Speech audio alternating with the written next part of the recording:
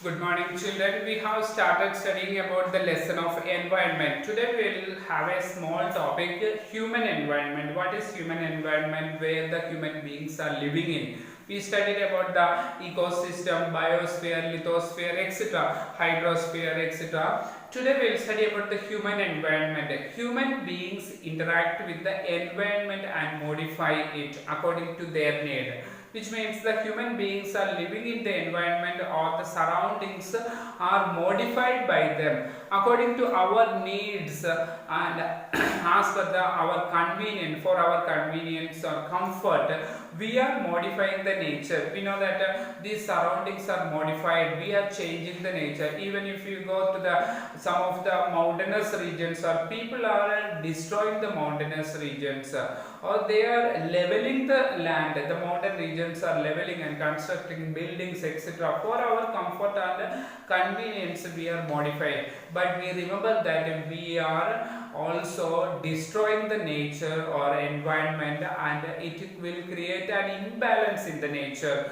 or ecological imbalance will be created there, which will be harmful for our sustenance or survival. Early human beings, when we talk about the early men, they adapted themselves to the natural surroundings. They did not destroy, they did not modify the environment.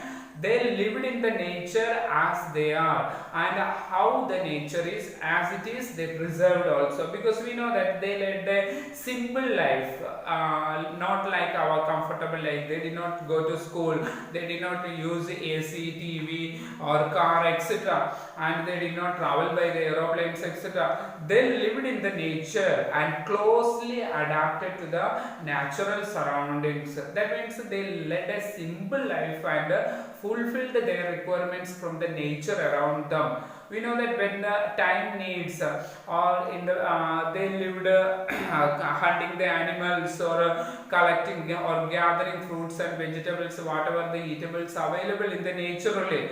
And even the element did not cultivate the crops also. Very later it started cultivation also. But when we remember that when we study the ancient men onwards, the history of human beings, we study that when the time needs, with the time needs grew and became more varied also. When the time was passing from the ancient period to the modern world, we know that the needs of the human beings began to increase. When population increased, people understood, the human beings understood that the requirements are more, their needs are more. What are the resources available naturally is insufficient. They have to produce more resources, produce more food grains, or the animals are also getting reduced for them, so that they found it was necessary for them to produce more food grains, etc. So slowly they started agriculture. Like that they began to learn how to grow crops, then slowly domesticating animals, and they started a settled life. See here, very slowly, when the needs of the human beings are increasing, when the population increases, the needs of the human beings are also increasing. According to the needs of the people, they started cultivation, domesticating animals, then started a settled life also.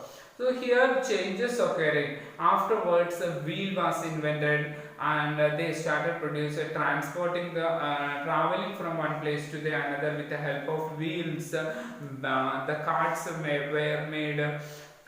Later on, food also, when they food grain also was cultivated, there was also surplus food. They are hard to preserve it for the future also, and barter system slowly started, exchanging goods and goods with exchanging goods with other goods also. This barter system started. Trade and commerce also, trade started from one region to the other. People purchase and sell goods began, and also these all changes took place. Slowly development also taking place. We know that there are slowly villages and communities began to develop, villages into towns and towns into cities also. In the modern world, we know that when we are using the advanced technology, industrial revolution took place, and these all transportation and production of goods occurred in large scale, and the transportation became very faster also. Bullock carts from the people from the bullock carts, now it has up to the aeroplanes, faster modes of transportation took place. So these all changes took place according to our needs.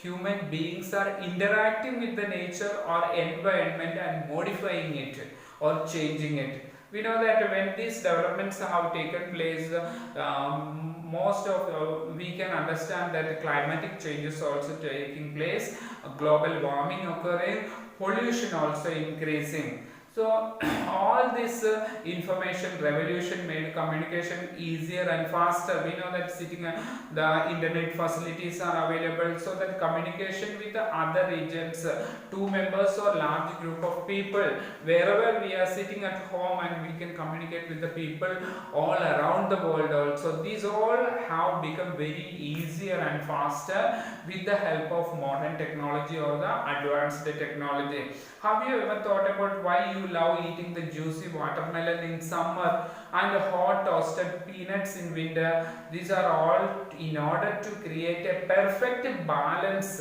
between the human beings and the nature. We know that in winter season, when it is extreme cold, we need to use the woolen clothes.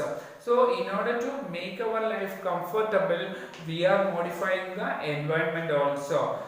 So a perfect balance is necessary between the natural and human environment also. Ecological balance should be maintained also. Human beings or the mankind must learn how to live and use their environment in a harmonious way without damaging this our environment. We should learn how to live without harming the environment. Otherwise, in the future, we will not survive here. The human beings also, or the human and the human resources, when we say, or the human beings and animals and plants, everything will get exhausted from the earth's surface also. Okay, so these are all we need to keep in mind when we are modifying or changing our environment and surroundings. We also have to preserve our nature, otherwise there will be no support of life on the earth's surface. That's all for today, and this chapter is ended here, and in the next class, in the next session,